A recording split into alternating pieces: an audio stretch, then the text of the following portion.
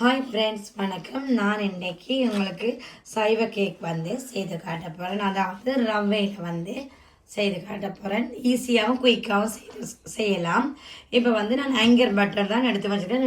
750 gram anchor butter நான் எடுத்து வச்சுருக்கிறேன். ஆங்கர் பட்டரில் செய்யக்க என்ன நல்லா டேஸ்ட்டாக இருக்கும். அதோட ஆங்கர் பட்டர் 1.5 கண்டென்ஸ்ட் மில்க் 1.5 டின் நான் எடுக்க போகிறேன். இதில் இருக்குது. நான் மெட்டதை எடுக்க போகிறேன் 1.5. அதே மாதிரி 500 கிராம் சீனி நான் எடுத்து வச்சுருக்கிறேன். செல்ஃப் ரைசிங் மாவு 750 கிராமுக்கு நீங்கள் 700 கிராம் மாவு எடுத்தால் ஓகேயாக இருக்கும். அதே மாதிரி பேக்கிங் பவுடர், மற்றது வெனிலா, மற்றது காய்ச்சி எடுத்து வச்சுக்கிறேன். ப்ளம்ஸ் போடணும். ஆனால் நான் போடல, இவைக்கு சின்னாக்களுக்கு விருப்பம் இல்லை. அதனால் ப்ளம்ஸை நான் ஸ்கிப் பண்ணுறேன். உங்களுக்கு விருப்பம் சொன்னால் அதை ஆட் பண்ணிக்கொள்ளலாம்.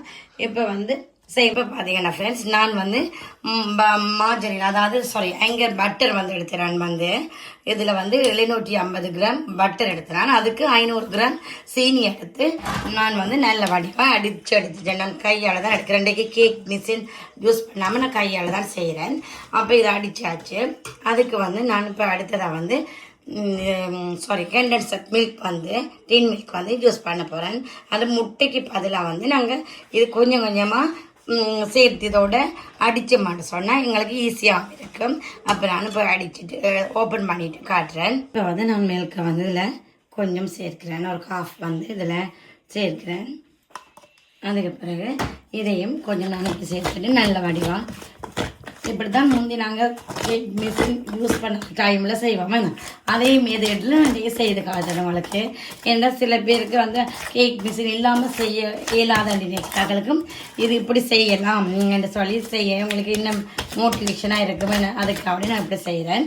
ஓகே, இப்போ கொஞ்சம் அடித்து அப்புறம் பார்ப்போம். ஓகே, இப்போ நான் மிச்சம் மில்கையும் கொஞ்சம் கொஞ்சமாக இப்படி சேர்க்கிறேன். இப்படி எல்லாம் வடிவாக நான் சேர்த்துட்டேன். இப்போ இந்த இதில் ஒரு டின்னம், மற்றதில் நான் காஃப் எடுத்தேன். நான் அப்போ அந்த காஃபையும் நான் இதில் ஆட் பண்ணுறேன். அப்படி கொஞ்சம் கொஞ்சமாக எல்லாத்தையும் நான் ஃபுல்லாக சேர்த்துட்டு இப்போ நல்ல வடிவாக மிக்ஸ் பண்ணி பார்த்தீங்கன்னா தெரியும். இதில் 1 எடுத்து இதில் காஃப் எடுத்தேன். நான் 1.5 டின் மில்க் நான் எடுத்திருக்கிறேன். அது 750 கிராம் நீங்கள் பட்டருக்கு போதுமானதாக இருக்கும். ஏன்னா கொஞ்சம் நல்லா டேஸ்டியாக இருக்கும். கொஞ்சம் அந்த கசிந்த தன்மையோடு அப்படி வரைக்கும் இன்னும் நல்லா டேஸ்டாக இருக்கும். இப்போ இதையும் சேர்த்து நல்ல வடிவாக எப்படி பார்த்துக்கலாம். நல்ல வடிவாக சுவரெல்லாம் கரைஞ்சி நல்ல வடிவாக வந்துட்டுது. ஆனால் இதுக்கு கூடுதலாக நீங்கள் அடித்து நல்லா சுவர் நல்லா கரை ஒன்று பண்ணும் இல்லை. வேணுமெனா நீங்கள் மிக்சியில் அடிச்சுட்டு சுவர் சேர்க்கலாம். ஆனால் இதுக்கு நீங்கள் நல்லா அடிக்கணும்னு சொல்லி இல்லை, நல்ல பவுடர் ஆக்கி தான் போடணும் முடியல. நார்மலாகவே நீங்கள் அடித்தா கரெக்டாக இருக்கும். இப்போ பார்த்தீங்கன்னா நெல் படிவாக மெல்பாய் நான் இதில் 700 கிராம் மா செல்ஃப் ரைசிங் மாவு தான் எடுத்து வச்சுக்கிறேன். அது 700 கிராம். அதோட நான் 6 தேக்கரண்டி பேக்கிங் பவுடரும் தேக்கரண்டி பேக்கிங் பவுடரும் 1 ஸ்பூன் நீங்கள் 1 முக்கால் ஸ்பூன் வேணாலும் ஓகே. தேக்கரண்டி அப்பச்சோடாமல் எடுத்தீங்கன்னா ஓகே. 2 மட்டும் நான் ஒரு 4-5 தரம் அரிச்சு எடுத்து வச்சுக்கிறேன். இப்போ அதையும் நான் இதில் மிக்ஸ் பண்ணி எடுப்பேன். இப்போ கொஞ்சம் கொஞ்சமாக சேர்த்து இப்படி மிக்ஸ் பண்ணிட்டு பார்ப்போம். இப்போ பார்த்தீங்கன்னா நான் எல்லா மாவையும் கொஞ்சம் கொஞ்சமாக சேர்த்து இந்த நல்ல வடிவாக மிக்ஸ் பண்ணி எடுத்துட்டேன். ஒரு கட்டி ஒன்றும் இல்லாமல் நல்ல வடிவாக இப்படி நாங்கள் மிக்ஸ் பண்ணி எடுத்தாச்சு. இப்படி நல்லா மிக்ஸ் பண்ணி எடுத்துட்டு நான் இதுக்கு இப்போ 750 கிராம் பட்டர் எடுத்தபடியே நான் இதுக்கு 300 கிராம் வறுத்த ரவை ஆல்ரெடி நான் வறுத்து வச்சுருக்கேன். இப்போ தான் வறுத்தேன். நான் வறுத்த ரவையை நான் இதில் கொஞ்சம் கொஞ்சமாக சேர்க்குறேன்.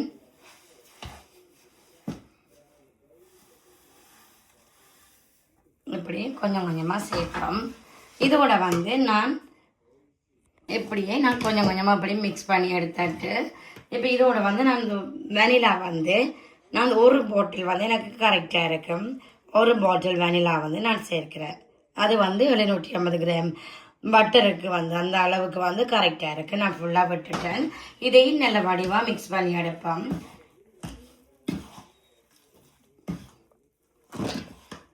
இதோட சேர்த்து நான் கொஞ்சம் காஜு சேர்க்கிறேன். முதல் கொஞ்சம் காஜுவை மிக்ஸ் பண்ணுவோம் முதல். ஓகே, எல்லாம் மட்டும் மிக்ஸ் பண்ணிவிட்டு நீ பார்ப்போம். இப்போ பார்த்தீங்கன்னா நான் வந்து இந்த ட்ரேக்கில் வந்து எடுத்து வச்சுக்கிறேன் பாருங்க. ஒரு சிம்மால் ரயிலையும் மற்றது வந்து பெரிய ரயிலையும் எடுத்து வச்சுருக்கிறேன். எப்படி எடுத்தீங்கன்னா ஓகே இருக்கு. நான் கிணக்க வந்து கஜ்ஜி வந்து மீல் ஆட் பண்ணிடுறேன். நான் உள்ளுக்குள்ளே கொஞ்சம் சின்ன சின்னதாக துண்டுகளாக கட் பண்ணி உள்ளுக்குள்ளே சேர்த்துக்கிறேன். அதனால் நான் மீல் அளவு கிணக்க போடல. இது வந்து நீங்கள் ஒரு 40 நிமிஷம் வந்து 200 டிகிரி செல்சியஸில் வந்து நீங்கள் 40 மினிட்ஸ் வந்து விட்டீங்கன்னா உங்களுக்கு கோல்டன் கலராக வடிவாக வரும். நீங்கள் ஒரு டிப்பிக் என்னென்றாலும் வச்சு நீங்கள் ஒரு செக் பண்ணி பார்த்தீங்கன்னா அது ஒட்டாத மாதிரி இருந்துச்சுன்னா உங்களுக்கு பர்ஃபெக்டாக இருக்கும். அது இப்போ உடனே நீங்கள் செய்து அடுத்த நாள் உடனே சாப்பிட்றத விட அடுத்த நாள் நாங்கள் சாப்பிட வந்து நல்ல அதாவது ரிச் கேக் மாதிரி இருக்கு மாதிரி ஃபீலிங் வந்து டேஸ்ட்டும் அப்படி தானே இருக்கும். இதே மெத்தட்ல இதே மாதிரி செய்து பாருங்க. இப்போ நான் பேக் பண்ண போகிறேன். ஓகே, பேக் பண்ணிட்டு பார்ப்போம். இப்போ பார்த்தீங்கன்னா சரியாக நான் 45 மினிட்ஸ் வைக்கேன். இப்போ பார்த்தீங்கன்னா ட்ரிப்பிக்கலை நீங்கள் பார்த்தீங்கன்னா தெரியும் நல்லா ஒட்டாத பதமாக இருந்துச்சுன்னு சொன்னால் அது வந்து பர்ஃபெக்டாக இருக்கும். இது பார்த்தீங்கன்னா தெரியும். இந்த ட்ரிப்பிக்கலை இப்படி வச்சுட்டு நான் இப்படி பார்க்குறேன். ஒன்றுமே இல்லை, ஈரப்பதமாக இல்லை. இந்த பார்த்தீங்கன்னா தெரியும். அதே மாதிரி நல்ல கோல்டன் கலராகவும் இருக்குது. இந்த பார்த்தீங்கன்னா ரெண்டும் நான் எடுத்துட்டேன். இந்த பார்த்தீங்களா? ஓகே, இதே மாதிரி மெத்தட்ல நீங்கள் அப்படி செய்தீங்கன்னா பர்ஃபெக்டாக இருக்கும். இதே கோல்டன் கலரில் எடுத்தீங்கன்னு சொன்னால் அது நல்ல டேஸ்ட்டாகவும் இருக்கும், நல்லாவும் இருக்கும். இப்போ இது நான் பீசஸ் ஆக்கி போட்டு உங்களுக்கு காட்டுறேன். எப்படி பீசஸ் பண்ணிவிட்டு இப்போ பார்ப்போம். ஓகே, இப்போ பார்த்தீங்கன்னா ஃப்ரெண்ட்ஸ் இங்கே பாருங்க நல்ல வடிவாக இருக்குது. இந்த பீசஸ் பார்த்தீங்கன்னா உங்களுக்கே தெரியும் பாருங்க நல்ல வடிவாக இருக்குது. ஏன்னா இது சைவ கேக். இப்போ நாங்கள் நினைக்கிற மாதிரி இந்த கேக் வந்து இப்போ இந்த தூரம் நாங்கள் எடுக்கிறதே வந்து பெஸ்ட்டாக சொல்லலாம். ஏனென்றா நாங்கள் நினைக்கிற மாதிரி இது அந்த சாஃப்டாகவும் நல்ல பஞ்சாகவும் வர மாட்டுது. நார்மலாகவே அதை யார் செய்தாலும் சைவ கேட்குற அப்படி வராது. இந்த பாருங்க இதில் நீங்கள் பார்த்தா தெரியும் நல்லா இருந்து பாருங்க இது நல்ல சாஃப்டாக இருக்குது. நீங்கள் கடிச்சு சாப்பிடுறது ஏன்னா ரவை எல்லாமே இருக்கிறபடியா அது கூட பொங்கி வராது. சில பேர்ட்டு வந்து ஃப்ளட்டாகவுமே வரும். இப்போ நான் அதுக்கு அவனி போய் பாருங்க கொஞ்சம் தான் பீசஸ் ஆக்கினேன். நான் மிச்சம் வந்து நான் கட் பண்ணாமலே வச்சுருக்கேன். என்னென்னு சொன்னால் கட் பண்ணிவிட்டு நாங்கள் அதை யூஸ் பண்ணின மாதிரி இருந்தால் அது ட்ரையாக போயிடும், கேட்குற டேஸ்ட்டே இல்லாமல் இருக்கும். அதனால தான் நான் கொஞ்சம் வந்து சர்வ் பண்ணக்கூடிய அளவை மட்டும் நான் கட் பண்ணி எடுத்துருக்கிறேன். இந்த பார்த்தீங்கன்னா தெரியும் உண்மையிலேயே இதை சாப்பிட்டு பார்த்தா தெரியும் நல்லா டேஸ்டியாக இருக்குது.